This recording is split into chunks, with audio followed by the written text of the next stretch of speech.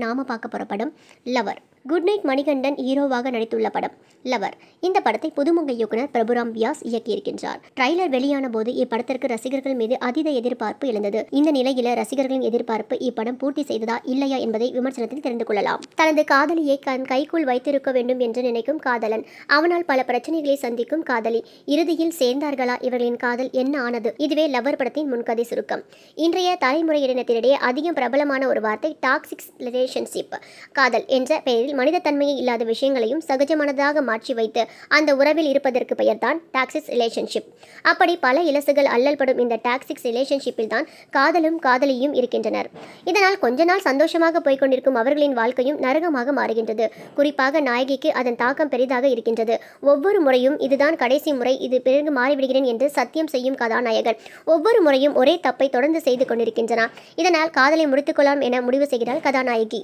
அப்போ 6 வருட காதல் என்ன சும்மாவா என்று அவளை விடாப்படியாக சமாதானப்படுத்த முயற்சிக்கின்ற நாயகன். இறுதியில் என்ன ஆனது? இவர்களின் காதல் ஜெயித்ததா என்பதே மீதி கதை. குட் நைட் படத்தின் மணிகண்டனை மோகன் கதாபாத்திரத்தில் பார்த்த பல பெண்கள் தனக்கு காதலன் அமைந்தால் இது போன்று அமைய வேண்டும் என்று வேண்டிக் கொண்டனர். அதற்கு அப்படியே நேர்மறையான கதாபாத்திரத்தில் லவர் படத்தில் நடித்திருக்கின்றார் மணிகண்டன். ஆரம்பம் முதல் இறுதி வரை அருண் என்ற கதாபாத்திரமாகவே வாழ்ந்து தான் செய்யும் தவறு என்ன என்று புரிந்தும் புரியாமல் அதை திருத்தியும் கொள்ளாமல் ஒரு சக இளைஞரின் வாழ்க்கையை கண்முன் நிறுத்துகின்றார் மணிகண்டன். லவர் படத்தில் கதாநாயகியாக ஸ்ரீ கௌரி பிரியா நடித்திருக்கின்றார். மாடல் லவ் படத்தில் பார்த்த முகம் என்றாலும் இந்த படத்தில் தனக்கு கொடுத்த வேலையை கச்சிதமாக செய்து கொடுத்திருக்கின்றார். ஒவ்வொரு முறையும் காதலனால் துயரப்படும் பொழுது இவர் அழும் நேரங்களில் நமக்கும் அழ தோன்றுகின்றது. அந்த அளவிற்கு இவரது கதாபாத்திரத்தின் அழுத்தம் சக இளைஞர்களின் உணர்வுகளுடன் ஒன்றி போகின்றது.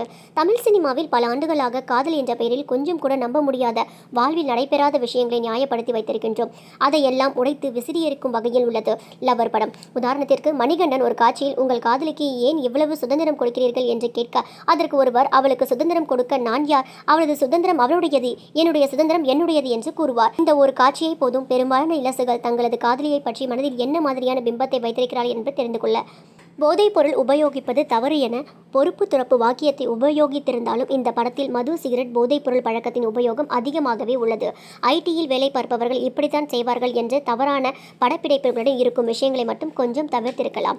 படத்திற்கு லவர் என பெயர் வைத்துவிட்டு படத்தில் காதலியின் கருப்பு பக்கத்தை மட்டுமே காண்பித்துள்ளது போன்ற உணர்வு ஏற்படுகின்றது. காரணம், இதில் நாயகனும் நாயகியும் 6 வருட ரிலேஷன்ஷிப்பில் இருந்தனர் என கூறும் பொழுது அவ்வப்போது அவர்களுக்கான காதல் காட்சிகள் வருகின்றன.